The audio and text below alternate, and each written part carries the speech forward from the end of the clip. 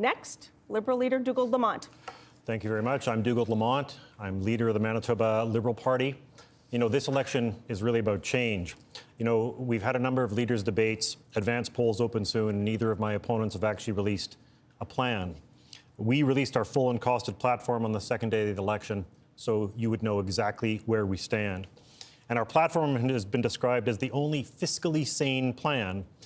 The other parties aren't really fiscally conservative or even fiscally responsible. They're more fiscally delusional. Because the Canadian Centre for Policy Alternatives has said if these two parties keep their promises, they're going to have to cut. After 7 years of cuts and freezes, the NDP and PCs are offering more of the same. They're offering to keep sending checks to billionaires as they objected to previously. And I know the main reason that people are considering voting either NDP and PCs is to stop the other one from getting in. This is still a democracy. You have a choice.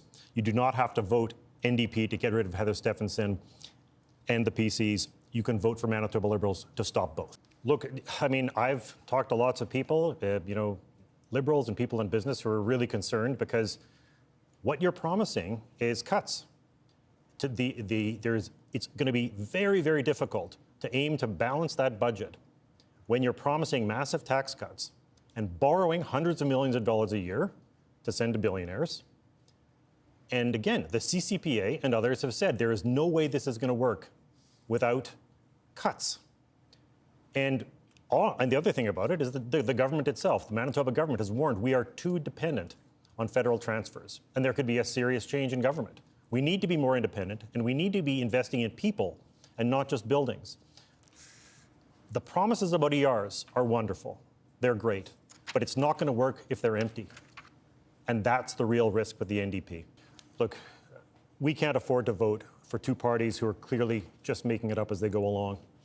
I don't know what the PCs and the NDP are supposed to stand for anymore because they're both promising the same things. What choice does that give you when an election is supposed to be about choice?